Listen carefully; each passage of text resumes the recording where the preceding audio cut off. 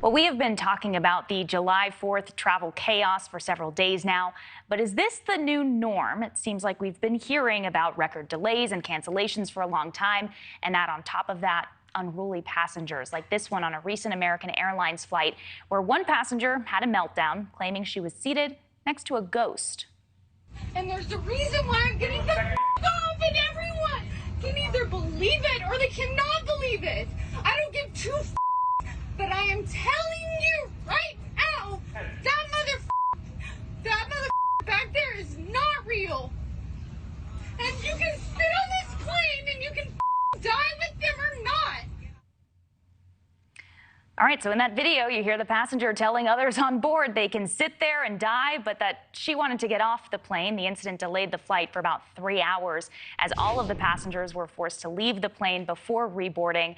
So far, American Airlines has not commented on this incident or that now viral video. Let's discuss this. Let's bring in the panel. We'll dive in a little bit more. Johnny Jet, a travel blogger, founder and CEO of JohnnyJet.com, and Segun Oduolowu, host of Boston Globe Today. Thanks to you both for being here. All right, guys. So, Johnny, I'm going to start with you. I noticed you had a little smile as you were watching that video. It's a lot to process what she's saying. This travel chaos, videos like that, is this the new norm? No, it's not the new norm, but the bad behavior incidents on planes did rise last year by 37%. So in 2021, there was 1 out of 835 incidents on a plane. In 2022, it was 1 out of 568. So it's definitely rising. I fly often. I've only seen bad behavior once, and it was in the airport, not on the airplane. But it does happen, and these days everyone has a cell phone. So if it does happen, you're gonna hear about it. Right? Yeah, Segun, what do you think about seeing this video? Yeah, I got to push back against J Squared. I mean, civility is gone out the window. And because of that, I do think this is going to be the new normal. We have heard stories about flight attendants even getting unruly. We remember back to that Frontier Airlines flight with the gentleman, Max Berry, who was duct taped after getting so drunk and assaulting a flight attendant. So, look, I'm not surprised that this woman is from Texas. Texas is a different place, okay? And, you know, they do things differently there, but I feel that because civility is going out the window, traveling, you take it at your own risk, especially if you fly certain airlines, which is why I fly United, not American, because that kind of stuff happens from some of those other, air carriers. Hey, I don't know. I'm loyal to American Airlines, but I also fly out of a hub, so I'll say that much. But, you know, at this point, though, when you see maybe something like that happening on your flight, what are you supposed to do? I mean, do you just sit there, watch? Do you pull out your cell phone? Do you record it? I mean, what do you do? You keep calm. I hope.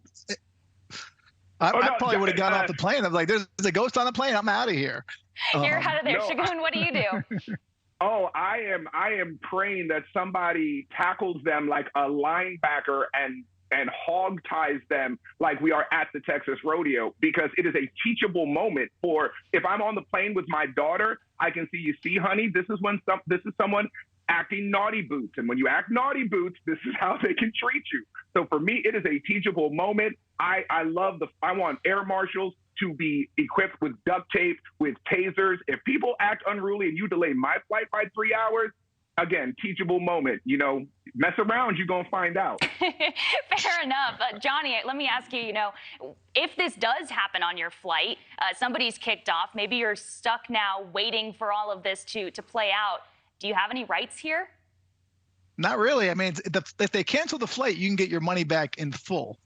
But, I think they just treat it just like anything else, any other delay or cancellation. But I don't think they even have rules for this. It's a good question. Maybe that's a conversation they're having. I think the unruly person has the right to a butt kicking. Like, I really feel that. Like, that's what will bring back civility, right? Johnny, you fly a whole lot. You know that if people were, maybe not threatened, might be too strong a word, but if people were promised that they would be treated harshly if they disrupted a flight, I think we would have less of it.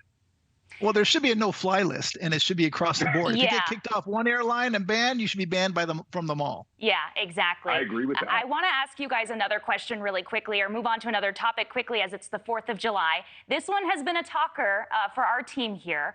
The Nathan's hot dog eating contest. It's back on after being delayed because of lightning. Every July 4th, we watch these food athletes scarf down as many hot dogs as they can in 10 minutes. I don't know how I feel about this one. I've seen it in person before. It's kind of like a train wreck. You can't look away, but you also feel a little grossed out by it. Segun, how did we get here? How'd this become a tradition for us on the 4th of July? Well, I mean, with obesity and gluttony as American as apple pie and the hot dog, I am not surprised. But I'm a Joey Chestnut fan. I've met Joey Chestnut. I have worked with him. I think he is a fantastic person. Shout out to Glizzy Lizzy, a female competitor, showing that this is not just a male-dominated event. But again, you're not going to beat Joey Chestnut. He is the man. He is the guy for hot dog eating contests. If you want to stuff glizzies in your mouth like a ravenous bear, by all means, go do it. It's an American thing. Yeah, Johnny, what do you think about this? Have you ever seen it in person? I actually just watched it just now. I just watched the intros, and I got to tell you, it was embarrassing. The intros were embarrassing. I watched the first few minutes of it, and Joey Chestnut was leading by a lot. But, my wife just made hot dogs for my kids and I, and she's like, do you want one? I was like, you know what?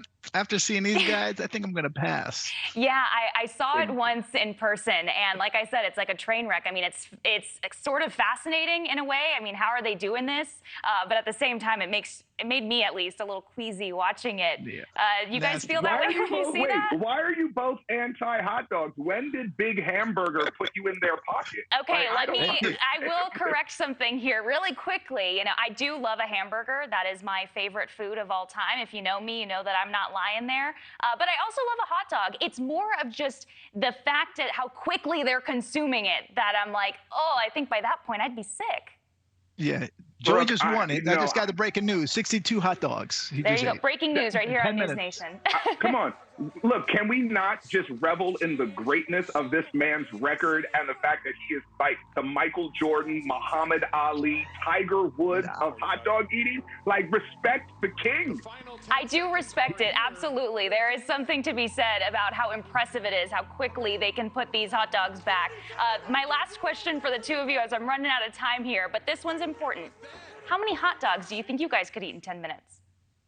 2. 2 for Johnny. Yeah. Segun? As long as they're turkey dogs, because I don't eat pork or beef, but turkey dogs, I give you 4.